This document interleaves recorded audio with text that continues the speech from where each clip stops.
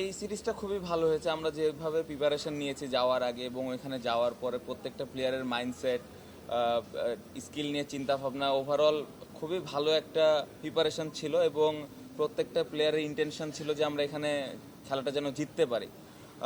এবং আমি যেটা বলবো যে আমরা পাকিস্তানে 3 দিন আগে গিয়েছিলাম, এটা আমাদের একটু অ্যাডভান্টেজ দিয়েছে।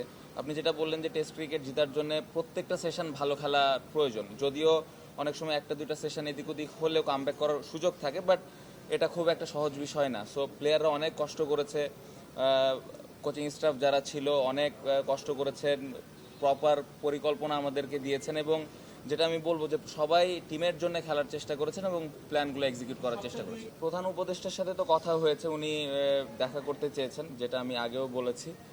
সাকিব ভাইয়ের বিষয়টা নিয়ে অবশ্যই এটা একটা ডিফারেন্ট বিষয়, বাট প্রত্যেকটা প্লেয়ার সাকিব ভাইয়ের পাশে আছেন এবং এই বিষয়টা নিয়ে আমরা সবাই জানি সাকিব ভাই কতটুকু খেলার জন্য ডেডিকেটেড এবং খেলার জন্য কতটুকু পাগল, টিমের জন্য ভালো করার জন্য কতটুকু সবসময় টিমের জন্য খেলার জন্য চিন্তা ভাবনা করেই থাকেন। বাট হ্যাঁ, অবশ্যই যখন দেখা হবেন অবশ্যই এটা নিয়ে যদি কথা ওঠে, প্রত্যেকটা প্লেয়ার সাকিব ভাইয়ের পাশে আছে।